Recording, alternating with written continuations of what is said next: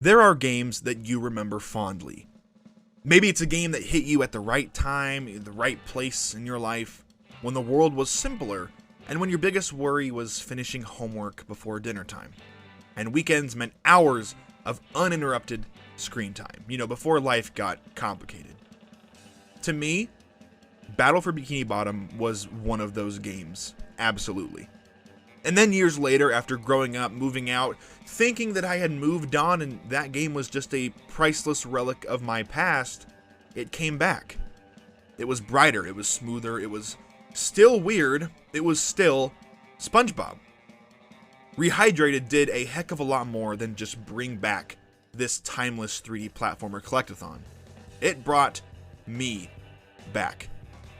This is why Battle for Bikini Bottom Rehydrated is a fun remake. It is almost a flawless remake in my opinion. And it's one of my all-time favorite games, and without question, one of the most lovable 3D platformers that has ever been created.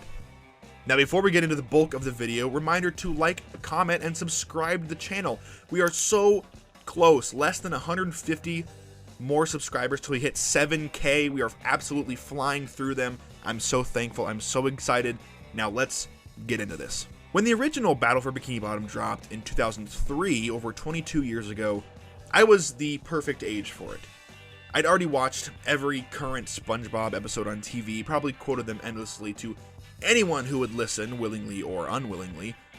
The show was and is a cultural staple, but the game, that felt more like a secret handshake between true SpongeBob fans and gamers alike. It was a middle ground. You didn't have to love SpongeBob necessarily to love this game. There were tons of terrible, cheap licensed cash-in games that were just made to make money, right? They would put $10 in and they would get, $500,000 out of it. But this was not that. And it's understandable that a lot of people just assumed that it was, because that was the time. This game was the real deal. It was a legit 3D collectathon in the same breath as Banjo-Kazooie and Mario Sunshine. That is what absolutely blew my mind. Back then, I didn't have the language to say solid level design or tight movement mechanics. I just knew that it felt good. The platforming made sense to me. The collectibles were fun to chase. The jokes landed. The characters, they felt like this whole game feels like a long episode of the glory days of the show. None of this felt like a cheap cardboard cutout of what could have been. These characters were SpongeBob, Patrick, Sandy, them, not weird knockoff versions of these characters. The game respected the world of the show and respected me as a player. And that combination doesn't really happen all that much, and it's especially hard to nail it in the 3D platformer space. I would replay the same levels over and over again, specifically because for the longest time, I didn't have a memory card for my PS2. Jellyfish Fields, Goo Lagoon, Rock Bottom, those places became part of my childhood geography, right up there with Hyrule and the Mushroom Kingdom to me. I knew where every single shiny object was hidden. I still do. Every sock, every golden spatula, I can still hear the sound cues in my head like muscle memory. Guys, I played through this game so many times, and replaying it today is just as fun, if not more fun, now that I know how much time and effort and just magic it takes to make a game actually work. Now fast forward almost 2 decades, remakes are seemingly everywhere, and I'm not mad at that. Making older games readily available on new hardware is great. Some of them, sure, are better than others, and some kind of come off as cash grabs, and some are absolute love letters to the original game and its players. But Rehydrated, this game is a gosh darn bouquet. A full color, high definition, fan service filled bouquet. When I first saw the trailer, I thought it was fan made. I couldn't believe that it was real. It looked exactly how my childhood brain remembered the game looking, right? Obviously, going back and checking out the original, yeah, it looks a little bit rough. It's very charming, sure, yeah, but rough. It's a PS2 game, what are you gonna do? Rehydrated doesn't just upscale textures or tweak the lighting and just port the game. No. They brought, and by they, I mean THQ Nordic and specifically Purple Lamp Studios, brought the whole thing into the modern age without losing an ounce of what made the original special. The animations were fluid, the environments were bursting with detail, but the gameplay, it was the exact same. It stayed faithful, and that is what mattered. And that's why when you have, quote, journalists at IGN and specifically GameSpot who didn't like the gameplay, they probably didn't like the original either, because this was not a modernizing of the game. It was a remake that kept the spirit and the flow the same. And that's what true fans like myself appreciated. They didn't try or even attempt to reinvent the wheel, and they didn't have to. They didn't slap on unnecessary open world mechanics or try to make it modern or new or gritty or mature. They just polished what worked and they made it shine. They fixed some old bugs, added cut content like the Robo-Squidward boss, and they gave it a shiny new coat that made it accessible for an entirely new generation without rewriting the game's core DNA. It was like coming home and finding someone finally cleaned your room, but didn't throw away any of your stuff. They kept everything intact, but just made it look a heck of a lot nicer.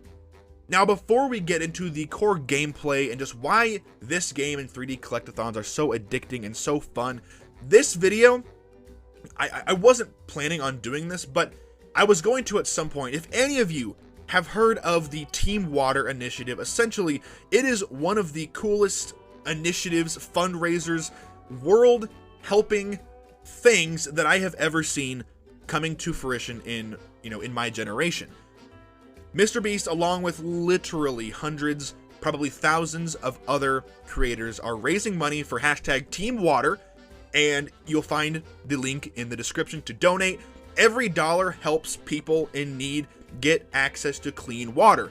And what better video to talk about water than a game that takes place entirely underwater? Clean water is every human being's God-given right. I can't imagine living in a country, I can't imagine waking up and not having access to clean water. But the sad reality is there are a lot of people that don't have access to clean water.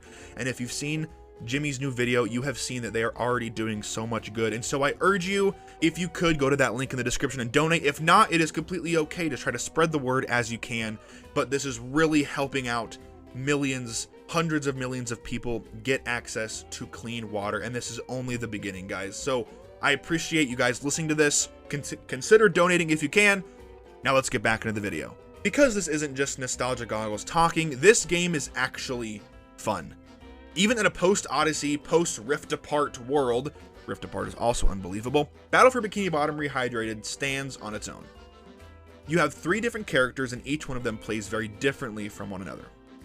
SpongeBob is the all-rounder with bubble abilities, Patrick's the heavy lifter, literally, and Sandy swings around with her lasso like a boss, pretty much. You switch between them in levels, not just for variety, but because the level oftentimes requires to do so. The design asks you to think about who you're using, not just mash buttons. And the collectibles don't feel like filler either, as they often do, especially collectathons of this era and prior. Golden spatulas are your goal, but socks, they're hidden in very clever spots, placed just far enough off the beaten path to make all the exploration rewarding. It's old school game design, sure, but it rewards your curiosity and doesn't just feel like checklist chasing. The socks are not required to beat the game, and that's what is great. The enemy types are also varied enough to keep things interesting. The robots, they're very cheesy in the absolute best way. They're straight out of a SpongeBob episode, and the way that you deal with them changes based on your character's skill set. The story of the game is Plankton makes all these robots to follow his command. He makes a Duplicatotron 3000 to make all these robots, and the switch accidentally goes from obey to don't obey, and so they don't obey. That's the entire premise of the game, not anything crazy. It's your typical 3D platformer shtick, I guess, but you don't play a 3D platformer for the story, and it works perfectly. And the boss fights, especially Robo Patrick, are still as satisfying today as they were 22 years ago. They're not Souls level difficult, obviously, but they have that arcadey rhythm that makes you grin when you figure it out. They make you feel like you're inside an episode, battling absurd, stupid robots in absurd, stupid locations, and somehow it just works. The charm of this game cannot be overstated. It's relentlessly SpongeBob, but never in a forced or pandering way. I have a friend who played this game on release who doesn't even really like SpongeBob, and he ended up really enjoying it. The voice lines, the visual gags, the enemy animations, every inch of it just bleeds character and bleeds passion. And let's be honest, part of why this works so well is because the original devs weren't phoning it in, and neither were the remake devs. Purple Lamp Studios got it, and they continue to get it. They treated this remake like a piece of preserved history, not just a skew on a spreadsheet, because this is a piece of preserved gaming history. Obviously, I talked a little bit about its sequel, Cosmic Shake, also by Purple Lamp, which is just as good as this game, I would argue. And then later this year, we have Titans of the Tide, the third game in this trilogy, and also made by Purple Lamp. They just get it. They know the references, they know the show, they know the characters, they know what we want, and they give it to us. There's a reason this game became a cult classic. It didn't rely on the SpongeBob license as a crutch. It used it as a foundation and built something fun on top of that. The game knows exactly what it is. It's not trying to be deep, edgy, thought-provoking, super complex. It's goofy. It's fun. It's colorful. It's packed with jokes that somehow still work over 2 decades later. It gives you a platformer with a very clear goal, satisfying and fun to use mechanics, and a world that's just fun to be in. That's it. That's the magic. So yeah, I'll say it. Battle for Bikini Bottom Rehydrated is one of my favorite games, period. Not just because it's a remake of a game that I grew up with, although nostalgia is a very powerful thing, but because this game deserves to be on that list. It reminded me of why I fell in love with games and why I fell in love with 3D platforming collectathons in the first place. The sense of discovery, the satisfaction of mastering a level and being able to memorize it and go back over 20 years later and complete it again. The feeling of being totally immersed in a world that made me laugh and smile and forget about everything else. It brought back that feeling without feeling like a relic. It still plays well, it still feels good. It's that rare kind of game that treats its players with respect, old fans and new alike. And maybe that's the best compliment that anyone could give it. I would recommend it to someone who never played the original, because it doesn't need the original, it doesn't need the nostalgia to be great. But if you have that nostalgia, woof, it's like someone finding not just a replica of your favorite childhood toy, but like someone actually found your favorite childhood toy in storage or something after you thought it had been gone for 15 years and realizing that it's still awesome, it's still cool, and just takes you back to another time. And it's a very special game, especially if you grew up with it. So yeah, call it a remake, call it a revival, call it a second chance, whatever. To me, it's all of those things. It's also a reminder that some games don't need to be, quote, important to matter. Although, judging by the sales numbers, this game was a little important at least. The game just needs to be fun, made with heart, and delivered with care. And Battle for Bikini Bottom Rehydrated, that's exactly what it is.